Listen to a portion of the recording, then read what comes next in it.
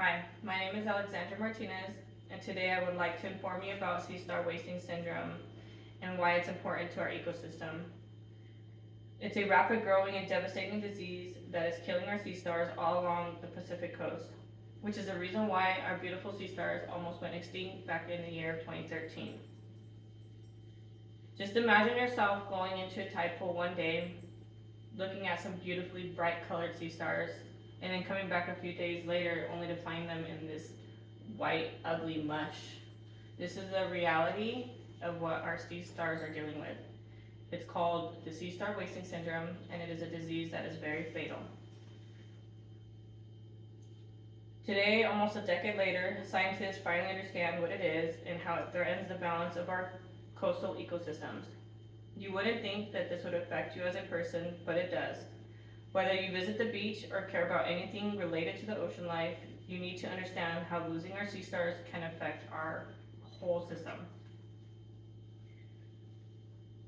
Our ecosystems help sustain our food and even climate stability. I have been fascinated by this issue once I read an article from the NPA.gov about how our sea stars nearly went extinct. Sea star wasting syndrome acts fast, with most of the time being fatal. It's a disease that causes sea stars to deteriorate really fast. A couple of examples include early signs of white lesions of their skin as reported by the NOAA and NPS. They can also leave lesions that lead to their limbs twisting, falling off, deflating, and even deteriorating. According to the UC Santa Cruz marine ecologist, more than 20 species were impacted during the major outbreak back in 2013. Here we are nearly a decade later, and the National Park Service finally found what the cause of that disease is. It's a bacteria called Vibrio pachyocida. This bacterium is caused by an imbalance in the sea star microbiome. Environmental conditions such as warmer water temperatures, such as global warming, heating up our water, can cause the sea star imbalance in their microbiomes. Did you know that sea stars are important predators?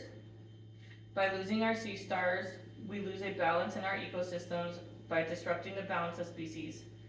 For example, the sunflower sea star. This is our largest sea star, and it nearly went extinct by 90%. The sea star, that's the largest one, is the sunflower, and what it does in our oceans is it actually eats our sea urchins.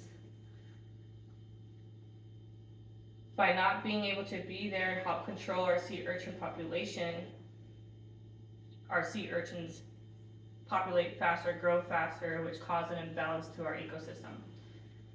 With an imbalance, it causes a lot of things such as food resources, biodiversity, mammals that live in these beautiful kelp forests, which sea urchins eat, throws everything just off. Now with sea urchins on the rise, our kelp forests have disappeared by a lot, and as a result of this, our large kelp forests, especially on the west coast, have collapsed, causing more harm to our fish, mammals, and any biodiversity living in there.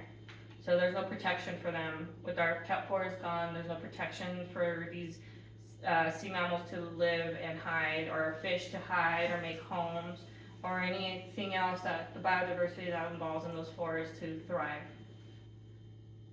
As we can see, the challenges created by SSWS, which is sea star wasting syndrome, they are very significant.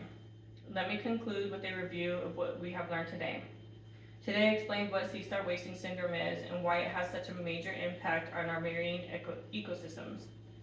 My purpose is to inform you about this devastating disease and raise awareness about its ecological importance. You see, sea stars may seem small, simple, and beautiful, just to even look at them and admire them. And you wouldn't think that they were something vital to our ecosystem or our planet.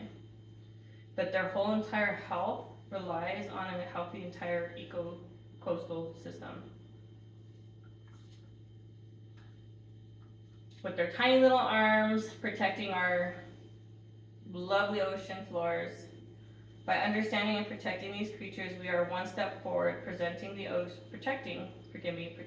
oceans we all depend on. To learn more, please feel free to look up sea star wasting syndrome on NOAA fisheries, so NOAA fisheries, the University of California, Santa Cruz, National Park Service, and the proceedings of the National Academy of Sciences. Thank you. Clap for us to clap.